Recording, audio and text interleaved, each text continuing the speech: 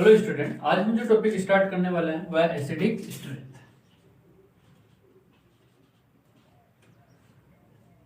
ठीक है, तो एसिड हमारे पास में तीन टाइप्स के होते हैं। आर्सेनियस एसिड जो एक्वस मीडियम के अंदर क्या देंगे, H+ देंगे। ब्रोंस्टेड, ब्रोंस्टेड मींस जो प्रोटॉन डोनर हो उसको हम लोग ब्रोंस्टेड एसिड बोलेंगे। और लुईस एसिड जो लोन पेयर एक्सेप्टर हो, ठीक है, जिसकी लोन पेयर लेने की जितनी ज्यादा टेंडेंसी होगी वो उतना अच्छा एसिड माना जाएगा। अब एग्जाम में एसिडिक स्ट्रेंथ से रिलेटेड क्वेश्चन आएंगे तो हम लोग वहां पे क्या अप्रोच लगाने वाले हैं। ठीक है, क्वेश्चन आएंगे तो उनको सोल्व कैसे करेंगे। तो देखो, सबसे फंडामेंटली जो कॉन्सेप्ट है वो ये है कि जो भी एसिड से रिलेटेड क्वेश्चन आए उनमें हम लोगों को क्या करना है, हाइड्रोजन को रिलीज करा देना। हाइड्रोजन को रिलीज करने के बाद में जो एनाइन बना उसकी जितनी ज्यादा स्टेबिलिटी होगी वो उतना ही अच्छा एसिड होगा। ठीक है, तो मान लो जो क्वेश्चन आया है वो एक पीरियड से रिलेटेड है। ठीक है, ठीक है, तो पीरियड से रिलेटेड आएगा तो हम लोग वहां पे क्या अप्रोच लगाने वाले हैं। ठीक है, पहले तो देखो एसिड को आएगा तो उसको हम लोग Ka से रिप्रेजेंट करेंगे। ठीक है, और उसकी Ka की वैल्यू जितनी ज्यादा होगी एसिडिक स्ट्रेंथ उतनी ज्यादा होगी। और pKa हमारे पास में होगा माइनस लॉग ऑफ Ka। अब फर्स्ट यदि पीरियड से रिलेटेड आएगा तो हम लोग इलेक्ट्रॉन नेगेटिविटी वाला कॉन्सेप्ट लगाएंगे। ठीक है, यदि सेम पीरियड से रिलेटेड क्वेश्चन आता है तो हम लोग क्या लगाएंगे, इलेक्ट्रॉन नेगेटिविटी वाला कॉन्सेप्ट लगाएंगे। तो ठीक है, तो देखो लेफ्ट टू राइट चलने पे क्या होगा, लेफ्ट टू राइट चलेंगे तो इलेक्ट्रॉन नेगेटिविटी इंक्रीज होगी। लेफ्ट टू राइट चलने पे क्या होगा, इलेक्ट्रॉन नेगेटिविटी इंक्रीज होगी। इलेक्ट्रॉन नेगेटिविटी इंक्रीज होगी तो स्टेबिलिटी ऑफ एनाइन, क्या स्टेबिलिटी ऑफ एनाइन ये भी इंक्रीज होगी। तो Ka की वैल्यू भी क्या हो जाएगी, इंक्रीज हो जाएगी। ठीक है, लेफ्ट टू राइट चलेंगे इलेक्ट्रॉन नेगेटिविटी इंक्रीज होगी। इलेक्ट्रॉन नेगेटिविटी इंक्रीज होगी तो वहां पे जो अब electron negative more electron negative atom के ऊपर नेगेटिव चार्ज की स्टेबिलिटी क्या होती है, ज्यादा। तो स्टेबिलिटी ऑफ एनाइन क्या होगा, बढ़ जाएगा, इंक्रीज हो जाएगा। तो उसकी H+ रिलीज करने की टेंडेंसी भी क्या हो जाएगी, ज्यादा होगी। मतलब एसिडिक स्ट्रेंथ क्या होगी, बढ़ेगी। जैसे एक एग्जांपल से हम लोग समझते हैं, ये हमारे पास CH4 NH3 H2O और HF। ठीक है, तो यहां कार्बन, नाइट्रोजन, ऑक्सीजन और फ्लोरीन सेमी पीरियड के एलिमेंट है।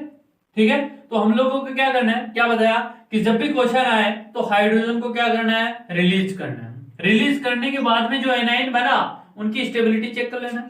तो यहां से हम लोग इसमें हाइड्रोजन को रिलीज करेंगे तो क्या होगा, CH3 नेगेटिव, यहाँ क्या होगा NH2 नेगेटिव, यहाँ OH नेगेटिव और यहाँ पे क्या होगा F नेगेटिव। अब लेफ्ट टू राइट चल रहे हैं, लेफ्ट टू राइट चलने पे इलेक्ट्रॉन नेगेटिविटी बढ़ रही है क्योंकि इसकी इलेक्ट्रॉन नेगेटिविटी कितनी है, 2.5, 3.0, 3.5 और 4.0। इलेक्ट्रॉन नेगेटिविटी बढ़ने पे जो एनाइन है उसकी स्टेबिलिटी क्या होगी, बढ़ेगी। मतलब ये फ्लोरीन के ऊपर जो नेगेटिव चार्ज है ये इनमें सबसे ज्यादा स्टेबल है क्योंकि fluorine more electron negative atom है और मोर इलेक्ट्रॉन नेगेटिव एटम के ऊपर नेगेटिव चार्ज की स्टेबिलिटी क्या होगी, ज्यादा। मतलब इसके हाइड्रोजन को रिलीज करने की टेंडेंसी इन सब में कार्बन, नाइट्रोजन, ऑक्सीजन में सबसे ज्यादा होगी। ठीक है, क्योंकि इस पे नेगेटिव चार्ज सबसे ज्यादा स्टेबल होगा।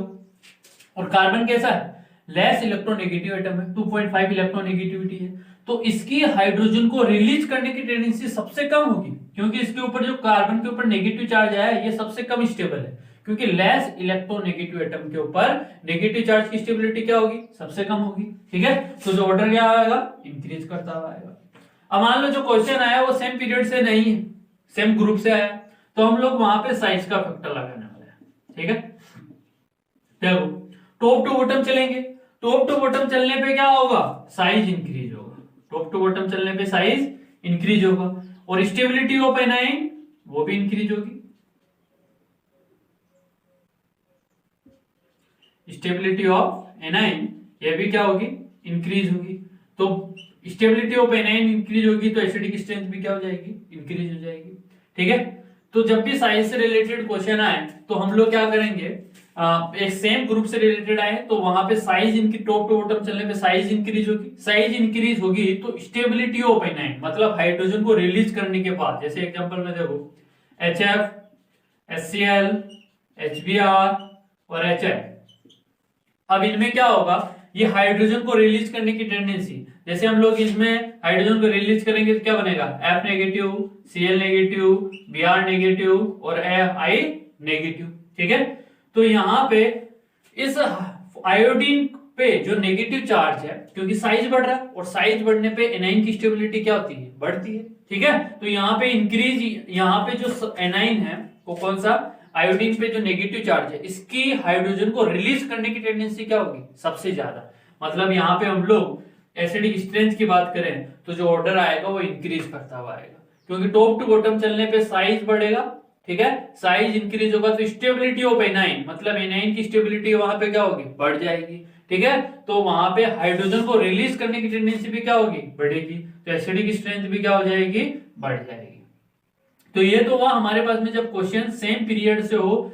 ठीक है, सेम पीरियड से नहीं हो तो सेम ग्रुप से हो। अब मान लो ना सेम पीरियड से ना सेम ग्रुप से है, लेकिन जो एसिडिक एटम है, ठीक है, मतलब जो हाइड्रोजन रिलीज करने वाला है वो क्या है, सेम है, तो वहां पे हमारे पास में क्या लगाएंगे हम लोग, थर्ड हाइब्रिडेशन का कंसेप्ट लगाएंगे।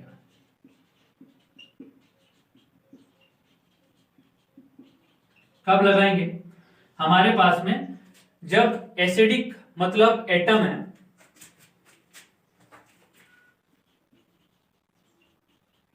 सेम एटम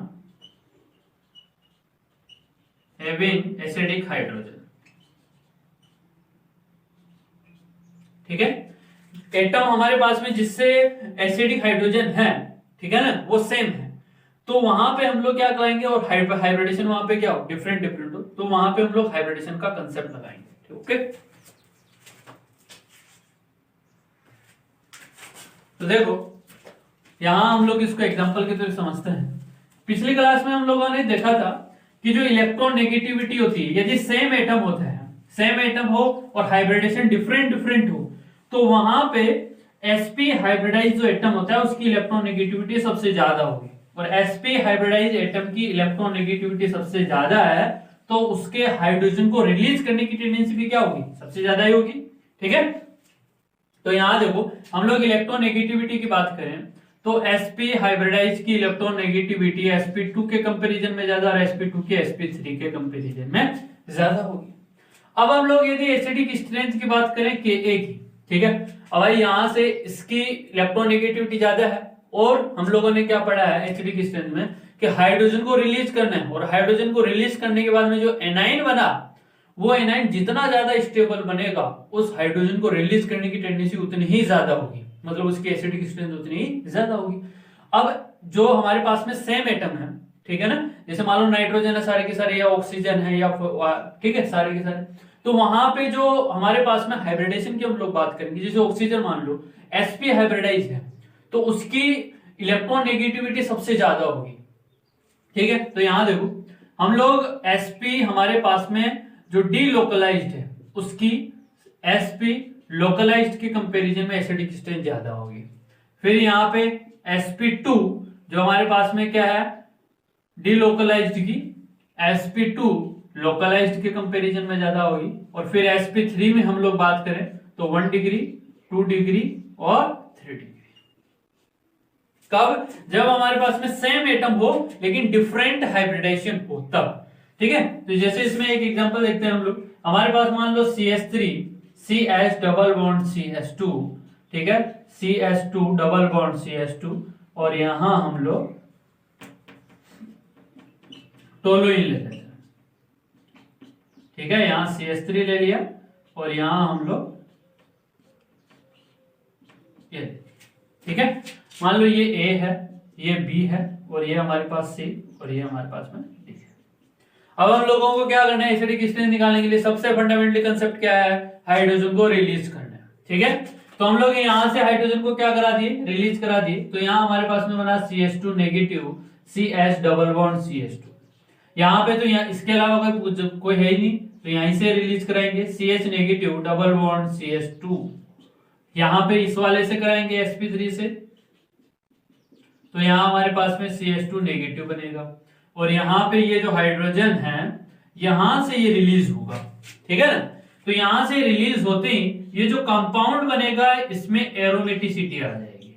क्या आ जाएगी? यहां नॉन एरोमेटिक है, लेकिन जैसे ही इसने हाइड्रोजन रिलीज किया वैसे इसमें 6 पाई इलेक्ट्रॉन साइक्लिक कॉन्जुगेशंस ठगल रूल सबको फॉलो कर रहा है, एरोमेटिक आ गया। मतलब इसकी हाइड्रोजन को रिलीज करने की टेंडेंसी क्या होगी? सबसे ज्यादा होगी इनमें, ठीक है ना। इन किसी में भी एरोमेटिसिटी गेन नहीं हो रही है, लेकिन यहां पे जैसे इसने हाइड्रोजन रिलीज हुआ वैसे ही ये कंपाउंड नॉन एरोमेटिक से कैसे हो गया? एरोमेटिक हो गया, मतलब एरोमेटिसिटी गेन कर ली, मतलब इसकी स्टेबिलिटी क्या होगी? बहुत ज्यादा हो गई। मतलब यहां से हाइड्रोजन को रिलीज करने की टेंडेंसी इन तीनों में इसके सबसे ज्यादा होगी। तो एक चीज ये ध्यान रखना है कि कहीं पे भी यदि हाइड्रोजन को रिलीज करने के बाद एरोमेटिसिटी आ रही है तो उसकी स्टेबिलिटी बहुत ज्यादा बढ़ जाती है, मतलब उसमें एसिडिक उसको हाइड्रोजन को रिलीज करने की टेंडेंसी उसमें बहुत ज्यादा होगी। क्लियर? अब इन तीन में कंपैरिजन करें तो सब में हाइब्रिडेशन निकाल लेते हैं। ये जो नेगेटिव चार्ज है यह डबल बॉन्ड के साथ में कॉन्जुगेशन में, मतलब क्या कर रहा है? रेजोनेंस में जा रहा है, तो मतलब हाइब्रिडेशन क्या हो जाएगा? sp2 delocalised. और मैंने पिछले क्लास में बताया था कि डबल बॉन्ड के ऊपर नेगेटिव चार्ज हो तो वो रेजोनेंस में नहीं जाएगा, ठीक है। तो ये क्या हो गया? sp, ठीक है,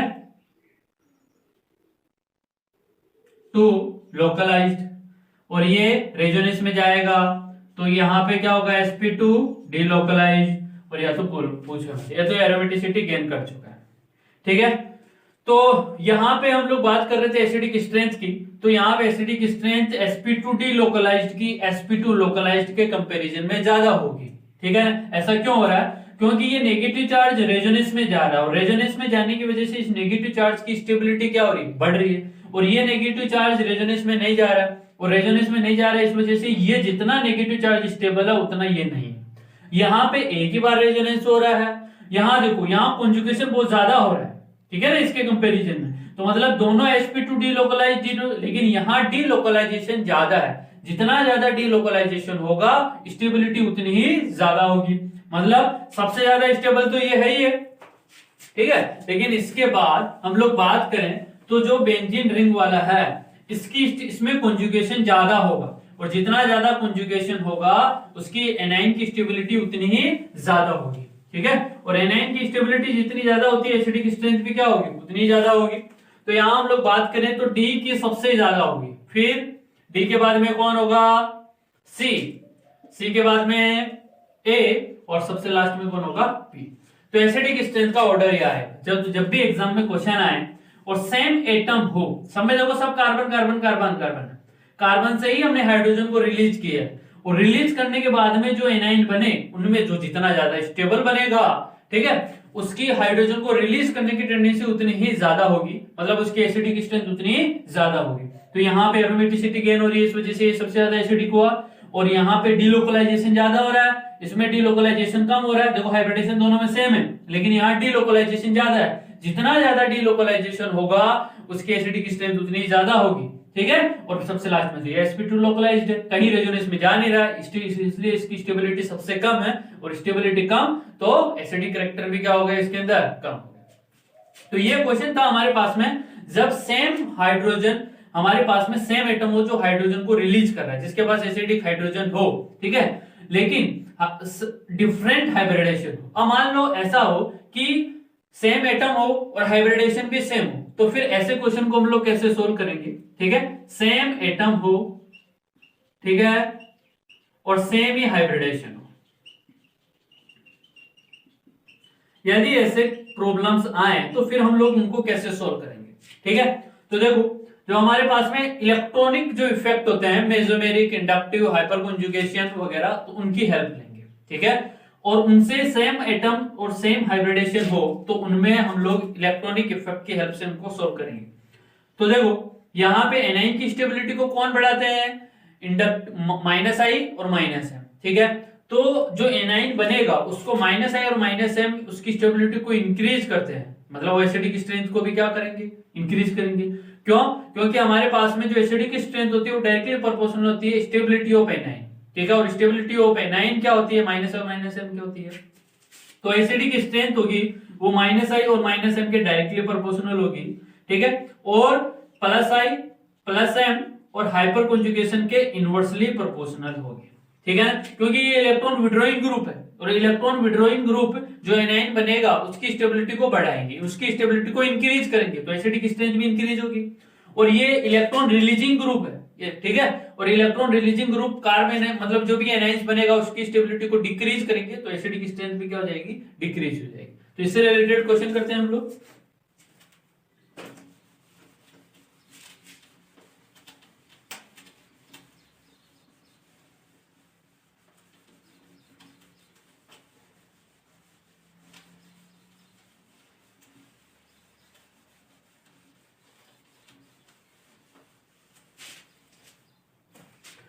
मान लो हमारे पास में नंबर ऑफ कार्बन में इंक्रीज करता हूं, जैसे CH3OH है, फिर मान लो मैंने यहाँ टू कार्बन ले लिए, यहाँ CH3 CH2OH, फिर मैंने यहाँ डिग्री ऑफ कार्बन चेंज कर दी इस टाइप से, ठीक है, ये A है, ये B है, ये C है और ये D है। तो यहाँ देखो हाइड्रोजन को सेम ऑक्सीजन एटम है, हाइब्रिडेशन भी सब में सेम ही होगा, हाइड्रोजन को रिलीज करने के बाद में सेम एटम सेम हाइब्रिडेशन आ गया, मतलब इसके अंदर फॉलो करेंगे। अब यहाँ पे तो मतलब हाइब्रिडेशन तो डिफरेंट है नहीं जिससे हम लोग इसको डिसाइड कर सके, तो फिर हम लोग इलेक्ट्रॉनिक इफेक्ट की हेल्प लेंगे, ठीक है।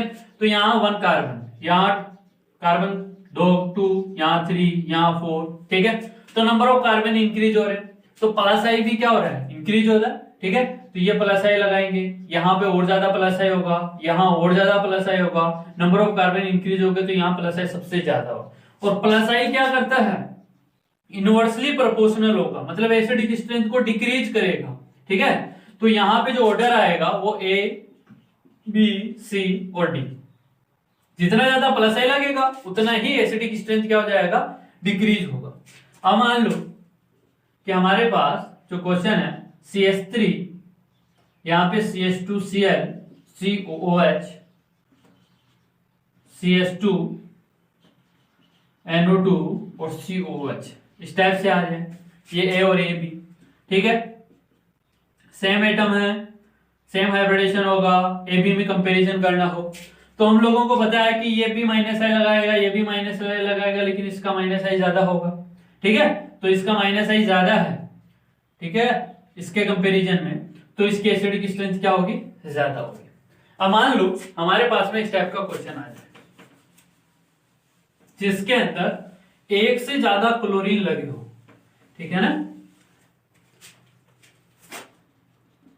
CH2Cl CH Cl2 COOH और CCl3 COOH, ठीक है, COOH, ये A, ये B और ये C, यहाँ पे एक Cl लगा, यहाँ 2 Cl, यहाँ पे 3 Cl हो गए, ठीक है। तो जो इंडक्टिव इफेक्ट होता है वो एडिटिव नेचर का होता है, मतलब जितने ज्यादा हम लोग लगाएंगे उतना एड हो जाएंगे और उतना ही ज्यादा इफेक्ट शो करेंगे। तो यहाँ पे कितने 1 माइनस है, यहाँ माइनस है कितने हो गए 2, यहाँ कितने माइनस आई लगा रहा है 3 माइनस आई लगे रहे, ठीक है। तो जितना ज्यादा होगा उतना ही इसका इफेक्ट क्या होगा, बढ़ेगा, तो उतनी ही ज्यादा क्या हो जाएगी, एसिडिक स्ट्रेंथ हो जाएगी। अब मान लो ऐसा क्वेश्चन आ जाए, यहाँ पे CCl3 COOH और यहाँ पे NO2 CH2 और COOH, ठीक है, यहाँ पे एक NO2 लगा हुआ है, यहाँ पे 3 Cl लगा दिए, ठीक है। अब यहाँ बोला जाए तो इसका माइनस आई तो एक Cl के कंपैरिजन में तो ज्यादा होगा, एक के कंपैरिजन में तो ज्यादा होगा, लेकिन यहाँ 3 Cl लगे हैं और इनका जो ओवरऑल क्या होगा, ऐड होके इस NO2 के कंपैरिजन में, क्योंकि इंडक्टिव एडिटिव नेचर का होता है, इस वजह से इस 3 Cl की वजह से यहाँ पे इस NO2 के कंपैरिजन में इसमें इंडक्टिव ज्यादा हो जाएगा, इस वजह से इसका हाइड्रोजन को रिलीज करने के बाद में जो एनाइन बनेगा वो मोर स्टेबल बनेगा एज कंपेयर टू इसके। तो ये हमारे इंडक्टिव है, उसके एडिटिव नेचर पे बेस्ड प्रॉब्लम है। तो ये था हमारे पास में जब सेम हाइब्रिडेशन हो, ठीक है, तो हम लोगों को प्रॉब्लम्स इंडक्टिव इफेक्ट की हेल्प से सोल्व करना। ये तो थे हमारे पास में एसाइक्लिक से रिलेटेड। अब मान लो साइक्लिक कंपाउंड हो, ठीक है, उससे रिलेटेड क्वेश्चन आए तो हम लोग उनको कैसे सोल्व करेंगे। जैसे फिनोल ले लेते हैं हम लोग,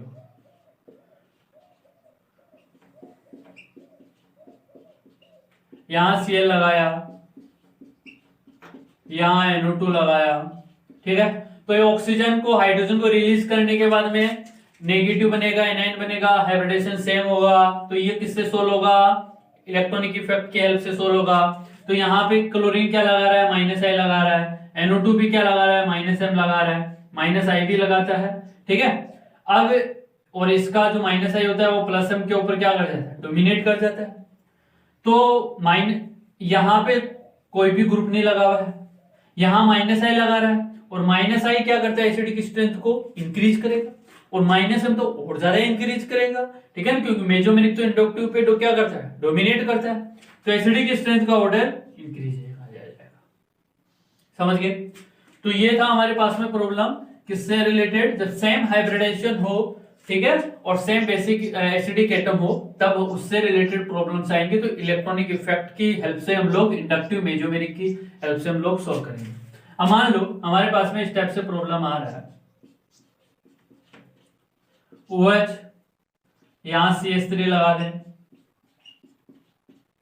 OH, यहां CH3, और यहां हम लोगों ने CH3 लगाया। मिथाइल, मिथाइल क्या करता है? हाइपर कॉन्जुगेशन लगाएगा और इंडक्टिव लगाएगा। मेटा पोजीशन पे हाइपर कॉन्जुगेशन तो लगता नहीं है, ओनली प्लस आई लगाएगा, ठीक है, और फिर इस पे हाइपर कॉन्जुगेशन लगाएगा और प्लस आई लगाएगा। और हाइपर कॉन्जुगेशन और प्लस आई दोनों के दोनों एसिडिक स्ट्रेंथ को क्या करते हैं? डिक्रीज करते हैं, ठीक है। तो यहाँ पे हमारे पास में देखो, इसमें हाइपर कॉन्जुगेशन, इसमें भी हाइपर कॉन्जुगेशन हो रहा है, तो मतलब हाइपर कॉन्जुगेशन तो डोमिनेट करता है इंडक्टिव पे। तो इन दोनों की एसिडिक स्ट्रेंथ फर्स्ट और थर्ड की सेकंड के कंपैरिजन में कम होगी, क्योंकि सेकंड में केवल क्या लग रहा है? इंडक्टिव लग रहा है। तो बी वाले की हमारे पास में जो एसिडिक स्ट्रेंथ होगी वो सबसे ज्यादा। अब इन दोनों में हाइपर कॉन्जुगेशन है, तो फिर किससे डिसाइड होगा? इंडक्टिव से। और इंडक्टिव इफेक्ट कैसा होता है? डिस्टेंस डिपेंडेंट होता है। जितना ज्यादा डिस्टेंस पे डिपेंड करेगा, तो ये प्लस आई तो इसको क्या करता है? डिक्रीज करता है। तो जितना ज्यादा दूर होगा उतने फायदा होगा, मतलब सी वाले की बेसिक एसिडिक स्ट्रेंथ ए के कंपैरिजन में ज्यादा होगी। ओके, तो ये प्रॉब्लम्स थे हमारे, same hybridisation, same basic acidic atom हो उससे।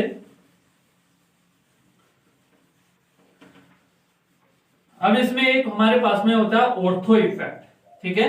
ऑर्थो इफेक्ट बल्कि जो ग्रुप्स होते हैं उनमें लगता है, जैसे कार्बोक्सिलिक हुआ, सल्फोनिक हुआ, ठीक है। ऑर्थो इफेक्ट, ऑर्थो इफेक्ट कौन से में लगेगा? जैसे कार्बोक्सिलिक बल्कि ग्रुप्स होते हैं, सल्फोनिक वगैरह, ठीक है, एक्सेट्रा। जो बल्कि ग्रुप्स होंगे उनमें ये ऑर्थो इफेक्ट लगेगा। अब होता है क्या है, देखो हमारे पास में यदि ऑर्थो पोजीशन के ऊपर, जैसे ये COH, इसके ऑर्थो पोजीशन पे कोई ग्रुप लगा दिया मैंने, जैसे मान लो मिथाइल लगा, तो इसकी वजह से यहाँ पे ये COH में रिपल्शन होगा, और रिपल्शन होने की वजह से ये आउट ऑफ प्लेन चला जाएगा। आउट ऑफ प्लेन चला जाएगा तो फिर इसका कॉन्जुगेशन इस रिंग के साथ में नहीं होगा, ठीक है।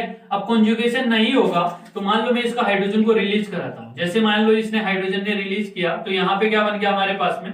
इस टाइप का एक कंपाउंड बन गया, C double bond O negative, और यहाँ पे मिथाइल। अब ये जो नेगेटिव चार्ज है ये कॉन्जुगेशन में नहीं जाएगा इस कार्बन के साथ में, तो ये जो 2 मोर इलेक्ट्रोनेगेटिव एटम है इन्हीं के ऊपर इनका डीलोकलाइजेशन होगा। 2 मोर इलेक्ट्रोनेगेटिव एटम है उन्हीं के ऊपर डीलोकलाइजेशन होगा, और मोर इलेक्ट्रोनेगेटिव एटम के ऊपर नेगेटिव चार्ज की स्टेबिलिटी क्या होती है? ज्यादा होती है, ठीक है। अब यदि मान लो ये मिथाइल नहीं लगा होता तो यहाँ पे ये इस कार्बन के साथ में कॉन्जुगेशन में होता, और कार्बन के साथ में कॉन्जुगेशन में होने की वजह से यहाँ पे क्या होता कि हमारे पास में ये जो कार्बन है इनके ऊपर भी यहाँ पे चार्ज आता, और ठीक है, और कार्बन कैसे है? लेस इलेक्ट्रोनेगेटिव एटम है, तो उसकी वजह से यहाँ पे जो एसिडिक स्ट्रेंथ होती वो डिक्रीज हो जाती, ठीक है। तो यहाँ पे ऑर्थो पोजीशन के ऊपर ग्रुप लगे होने की वजह से ये क्या कर जाता है? आउट ऑफ प्लेन चल जाता है, और जो नेगेटिव चार्ज होता है वो मोर इलेक्ट्रोनेगेटिव एटम के ऊपर ही डीलोकलाइजेशन में जाएगा, ठीक है। इसके साथ में कॉन्जुगेशन में नहीं रहेगा, ठीक है, कॉन्जुगेशन में नहीं रहेगा तो इसकी एसिडिक स्ट्रेंथ क्या होगी? बढ़ेगी। अब यहाँ पे जितना ज्यादा बल्कि ग्रुप होगा उतना ही ज्यादा एसिडिक स्ट्रेंथ इंक्रीज होगी। मान लो यहाँ पे मैं COOH है, यहाँ फ्लोरीन लगा दिया, मान लो मैंने यहाँ पे क्या लगा दिया? क्लोरीन, यहाँ ब्रोमीन, इस टाइप से मैं ग्रुप लगाता हूं, तो जितना ज्यादा बल्कि होगा उतना ही ज्यादा इसमें रिपल्शन होगा, और जितना ज्यादा रिपल्शन होगा उतना ही ज्यादा SIR इफेक्ट लगेगा, उतना ठीक है, और उतनी ज्यादा एसिडिक स्ट्रेंथ इंक्रीज हो जाएगी। तो ये था ऑर्थो इफेक्ट, ठीक है। ऑर्थो इफेक्ट से रिलेटेड मतलब ऑर्थो पोजीशन के ऊपर कोई ग्रुप आ जाए तो उसकी एसिडिक स्ट्रेंथ अपने हमारे मेटा और पैरा के कंपैरिजन में क्या हो जाती है, इंक्रीज हो जाती है। अब हाइड्रोजन बॉन्डिंग से रिलेटेड भी क्वेश्चन आ जाते हैं, ठीक है। हाइड्रोजन बॉन्डिंग मान लो यदि कहीं पे हो रही है तो उसकी वजह से जो एसिडिक स्ट्रेंथ होती है वो थोड़ी डिक्रीज हो जाती है अपने पैरा। मान लो ऑर्थो यहाँ पे हम लोग बात करें, जैसे फिनोल है, फिनोल में यहाँ OH लगा है, यहाँ NO2 लगा है, तो यहाँ पे क्या होगा, हाइड्रोजन बॉन्डिंग होगी। और यदि मैं यहाँ पे क्या करूं, OH और यहाँ NO2 लगा दूं, इन दोनों में एसिडिक स्ट्रेंथ में कंपैरिजन के लिए बोला जाए। अब NO2 क्या लगाता है, -M लगाएगा, -I लगाएगा, -M लगाएगा, -I लगाएगा, ठीक है। अब कॉन्सेप्ट से देखें तो -M तो सेम है दोनों में। इंडक्टिव डिस्टेंस डिपेंडेंट होता है, तो मतलब एसिडिक स्ट्रेंथ इसकी ज्यादा होनी चाहिए, क्योंकि ये नियरेस्ट है इस OH के। हाइड्रोजन को रिलीज करने के बाद में यहाँ जो नेगेटिव चार्ज बनेगा, यहाँ जो नेगेटिव चार्ज बनेगा वो ये इसका इंडक्टिव इस पे ज्यादा लगेगा, ठीक है। तो एसिडिक स्ट्रेंथ इसकी ज्यादा होनी चाहिए, लेकिन यहाँ पे क्या होगा कि ये जो हाइड्रोजन है ये NO2 के साथ में यहाँ पे हाइड्रोजन बॉन्ड बना लेगा, इस वजह से इसके रिलीज होने की टेंडेंसी क्या होगी, डिक्रीज हो जाएगी, ठीक है। तो एसिडिक स्ट्रेंथ भी क्या हो जाएगी, डिक्रीज हो जाएगी। तो इस वजह से इसकी एसिडिक स्ट्रेंथ क्या हो जाएगी, इंक्रीज। अब देखो मान लो हम लोग यहाँ पे ये लें, यहाँ COOH और यहाँ OH ले लेते हैं, ठीक है। ये एग्जांपल है। अब यहां पे यदि हाइड्रोजन को रिलीज करते हैं, ठीक है ना, यहां यदि मैं हाइड्रोजन रिलीज करता हूं, मान लो मैंने, एक तो ऑर्थो इफेक्ट लगेगा क्योंकि ऑर्थो पोजीशन के ऊपर है। अब हाइड्रोजन को जैसे रिलीज किया वैसे हमारे पास में क्या बनेगा, C double bond O negative, और यहाँ पे O और यहाँ पे H, ये हाइड्रोजन बॉन्ड बना, मतलब यहाँ पे चिलेशन हो गया, ठीक है ना, चिलेशन हो गया। तो इसकी वजह से एसिडिक स्ट्रेंथ क्या हो जाएगी, बढ़ जाएगी, ठीक है ना, इंक्रीज हो जाएगी। तो यहाँ पे कॉन्जुगेट एसिड में, कॉन्जुगेट बेस में यदि हाइड्रोजन बॉन्डिंग होती है तो एसिडिक स्ट्रेंथ क्या हो जाती है, इंक्रीज हो जाती है। और यहाँ पे क्या हो रहा था, देखो यहाँ पे हाइड्रोजन को रिलीज करने के बाद में हाइड्रोजन बॉन्डिंग हुई है, समझ रहे हो। तो इसकी वजह से इसकी स्टेबिलिटी क्या होगी, बढ़ जाएगी। तो इससे हाइड्रोजन यहाँ पे इसके एसिडिक कैरेक्टर भी क्या होगा, बढ़ेगा। अब देखो इसको फ्यूमेरिक और मेलेइक एसिड की हेल्प से हम लोग समझते हैं। हमारे पास में फ्यूमेरिक, उससे तुम लोगों को बहुत अच्छे से समझ में आ जाएगा कि फ्यूमेरिक और मेलेइक जो एसिड्स होते हैं, ठीक है। मान लो हमारे पास में CH, COOH, COOH और यहाँ पे सेम साइड में ग्रुप लगे हुए हैं। ये मेलेइक हुआ, ये फ्यूमेरिक हुआ, यहाँ हाइड्रोजन लगे हुए हैं, ठीक है। अब देखो यहाँ पे दो एसिडिक हाइड्रोजन है, यहाँ पे भी दो एसिडिक है। अब मान लो फर्स्ट बार इसने हाइड्रोजन को रिलीज किया, किसी एक ने कर दिया, तो क्या बन जाएगा, carbon C double bond O negative बना मान लो, और यहाँ पे COH, यहाँ हाइड्रोजन है, यहाँ हाइड्रोजन, यहाँ रिलीज करेगा तो देखो क्या बन जाएगा, C double bond O negative, ठीक है, CO नेगेटिव, और यहाँ पे COOH। अब ये यहाँ पे क्या होगा, हाइड्रोजन बॉन्ड बना लेगा। क्या बना लिया इसने, हाइड्रोजन बॉन्ड बना लिया। और मैंने क्या बोला, हाइड्रोजन बॉन्ड बनाएगा तो स्टेबिलिटी क्या होगी, इंक्रीज हो जाएगी, ठीक है। तो फर्स्ट हाइड्रोजन को रिलीज करने की जो टेंडेंसी होगी वो इसकी ज्यादा होगी, मेलेइक की, फ्यूमेरिक के कंपैरिजन। क्यों, क्योंकि इसने हाइड्रोजन को रिलीज करने के बाद में क्या कर लिया, रिंग का फॉर्मेशन कर लिया है, ठीक है। तो यदि मैं Ka1 की बात करूं, मान लो Ka1, इसका मान लो मैं Ka1 ले लेता हूं, Ka2 ले लेता हूं, Ka1, या इसको मान लो A मान लो, और इसको B मान लेते हैं, ठीक है। तो फर्स्ट हाइड्रोजन को रिलीज करने की टेंडेंसी A की ज्यादा होगी, किसके कंपैरिजन में, B के कंपैरिजन। अब सेकंड हाइड्रोजन को रिलीज करने की बात है तो यहां पे क्या हुआ, ये वाली सिचुएशन आ गई, इसने हाइड्रोजन बॉन्ड बना लिया, ठीक है। यहां फर्स्ट बार में तो ये वाली कंडीशन आ गई कि हाइड्रोजन को रिलीज करने के बाद में हाइड्रोजन बॉन्डिंग हो रही है, तो मतलब इसकी एसिडिक स्ट्रेंथ ज्यादा, ठीक है। और यहां पे अब क्या हुआ, अब ये वाली कंडीशन आ गई, इसमें हाइड्रोजन बॉन्ड बना तो इसको हाइड्रोजन को रिलीज करने की टेंडेंसी क्या हो जाएगी, इसकी कम हो जाएगी, और इसकी क्या हो जाएगी, इसमें तो हाइड्रोजन बॉन्डिंग है नहीं, तो ये इजीली हाइड्रोजन को क्या कर देगा, रिलीज कर देगा। तो यहाँ पे हम लोग Ka1 की बात कर रहे थे, तो ए की मतलब इसकी एसिडिक स्ट्रेंथ ज्यादा थी इसके कंपैरिजन में। यदि मैं Ka2 की बात करूं, सेकेंड हाइड्रोजन को रिलीज करने की टेंडेंसी की बात करूं, तो यहां पे किसकी बी की एसिडिक स्ट्रेंथ ए के कंपैरिजन में ज्यादा होगी। तो तुम लोगों को ये समझ में आ गया हाइड्रोजन बॉन्डिंग वाला कॉन्सेप्ट कि हाइड्रोजन बॉन्ड बनेगा तो एसिडिक स्ट्रेंथ पे क्या क्या इफेक्ट पड़ेंगे। ठीक है, तो मैंने एसिडिक स्ट्रेंथ से रिलेटेड सारे कॉन्सेप्ट तुमको रिवाइज करा दिए हैं। ठीक है, और कुछ एग्जांपल ऐसे भी हैं जिनको हम लोगों को लर्न करना है। जैसे यहां पे देखो, जैसे एसिटिक एसिड आ जाए, बेंजोइक एसिड आ जाए और फॉर्मिक एसिड आ जाए, इनमें एसिडिक स्ट्रेंथ का हम लोगों से पूछा जाए HCOOH, C6H5COOH और CH3COOH। ठीक है, सब में से HCOH COH ग्रुप लगे हुए हैं। ठीक है, तो यहां पे हमारे पास में क्या होगा कि यहां एनाइन बनने पे हाइड्रोजन होगा, यहां C6H5 होगा और यहां पे CH3 होगा। ठीक है, तो यहां देखो, यहां बना H डबल बॉन्ड O और नेगेटिव, यहां क्या बना है C6H5, मतलब sp2 हाइब्रिडाइज होगा, इसको ऐसे समझ सकते हैं, ये sp2 हाइब्रिडाइज कार्बन है, यहां C double bond O negative, मतलब कुछ ना कुछ यहां से इलेक्ट्रॉन इसको दे रहा होगा, और यहां पे तो ये sp3 हाइब्रिडाइज है तो ये ज्यादा इलेक्ट्रॉन डोनेट कर रहा होगा, यहां तो ये कुछ भी नहीं कर रहा है। ठीक है, तो मतलब इसमें इस एनाइन की स्टेबिलिटी सबसे ज्यादा, फिर sp2 रही है तो हमारे sp3 वाला है, तो इस तरीके से ये डिक्रीजिंग ऑर्डर आएगा। समझ गए? अब यहां ये ऐसे रख सकते हो, ये फ्यूमेरिक है, ये बेंजोइक है और ये एसिटिक है, तो ऐसे लर्न कर सकते हो FBA। ठीक है, और मैंने कंसेप्ट तुमको समझा दिया। अब मान लो तुम्हारे को ऐसा क्वेश्चन आ जाए RSO3H और RCOOH और यहां पे हमारे पास में आ जाए PHOH। ठीक है, PHOH, इनमें सबसे ज्यादा एसिडिक स्ट्रेंथ का ऑर्डर बोल रहे हैं कि सबसे ज्यादा कौन किसकी एसिडिक स्ट्रेंथ ज्यादा होगी। तो हम लोग, हमारा कंसेप्ट क्या है, हाइड्रोजन को रिलीज करना है। हाइड्रोजन को रिलीज करने के बाद में हमारे पास में जो एनाइन बना, उस एनाइन की जितनी ज्यादा स्टेबिलिटी होगी वो उतना ही ज्यादा क्या होगा, एसिडिक स्ट्रेंथ होगी। ठीक है, तो यहां पे देखो, यहां केवल एक ही ऑक्सीजन के ऊपर नेगेटिव चार्ज आएगा और बाकी कार्बन के ऊपर आएगा। कार्बन लेस इलेक्ट्रोनेगेटिव एटम है तो नेगेटिव चार्ज की स्टेबिलिटी कम होगी। यहाँ 2 ऑक्सीजन एटम के ऊपर नेगेटिव चार्ज आएगा तो इसके कंपैरिजन में यहाँ पे इसकी स्टेबिलिटी क्या होगी, ज्यादा। यहाँ पे 3 ऑक्सीजन के ऊपर नेगेटिव चार्ज आ रहा है तो इस वजह से यहाँ पे ये जो नेगेटिव चार्ज बना, इसकी स्टेबिलिटी इन सब में ज्यादा होगी। मतलब जितने ज्यादा मोर इलेक्ट्रोनेगेटिव एटम के ऊपर नेगेटिव चार्ज डीलोकलाइजेशन होगा, एसिडिक स्ट्रेंथ उतनी ही ज्यादा हो जाएगी। समझ गए? तो ये था हमारे पास में। एक और है कि जो मिथेनॉल होता है वो ज्यादा एसिडिक होता है, किसके कंपैरिजन में, वाटर के कंपैरिजन में। और इथेनॉल मतलब CH3OH वाटर के कंपैरिजन में ज्यादा होगा, और C2H5 इथेनॉल ये ऑर्डर होता है।